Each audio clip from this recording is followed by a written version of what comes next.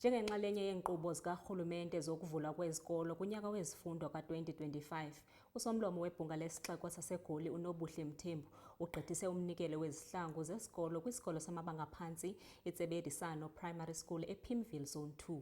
UMthembu uthi le yenye yeenzame zikarhulumente zokubuyisela isidima nokulingana kubafundi.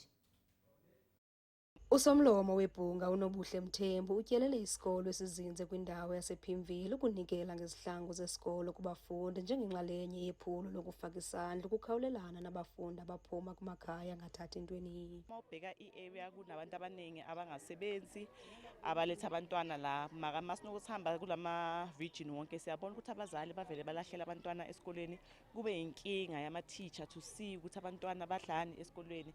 Mawubuka futhi ubona ukuthi abantwana ne-uniform abanayo. So as a city of Johannesburg sihlala sikhuluma ngokuthi we want to bring legislature back to the people. We want to be found among the people. Singazi nje masifuna amavote mara sizile esikoleni today to see how to assist. Sibabonela abantwana abaningi besikolo bayasogola nge-uniform especially icathulo. Today silethe nje icathulo namasokisi ukuqala udlelwana nesikolo kuzwa for principal ukuthi okunye abangadinga uncedo yini. We are not promising ukuthi we'll do everything njengoba wazi i-city of Johannesburg asiyiyo any jurisdiction when it comes to i-Department of Education, but because the school is inside or in our municipality. Ngenxa yemo engaginyisi mathe kwezinye zezikolo kwiilokishi, usomlomo uthi baza kuqhubeka ukufuna iminikelo kubaxhasi abasebenzisana nabo ebongoza nabanye ukuba beze ngaphambili ukufaka isandla.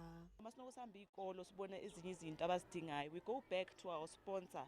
Le sponsor sethu sebenza nathi kule back to school iGlenvic. So buyela nayo kuGlenvic sibaphe i-report, and we still urge other stakeholders, other donors abafuna ukuza and help i-outreach programs zethu ukuthi beze bazosinceda asivaleli umuntu ngaphandle.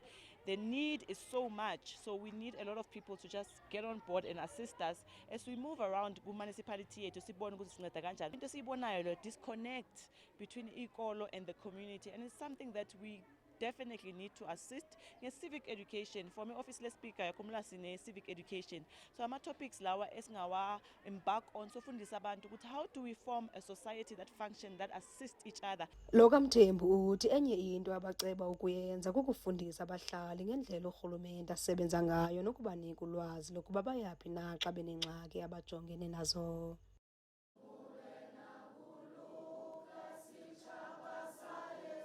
Kwiindaba zeSoweto TV, ndinguNomzabalazo Mduka ePimville.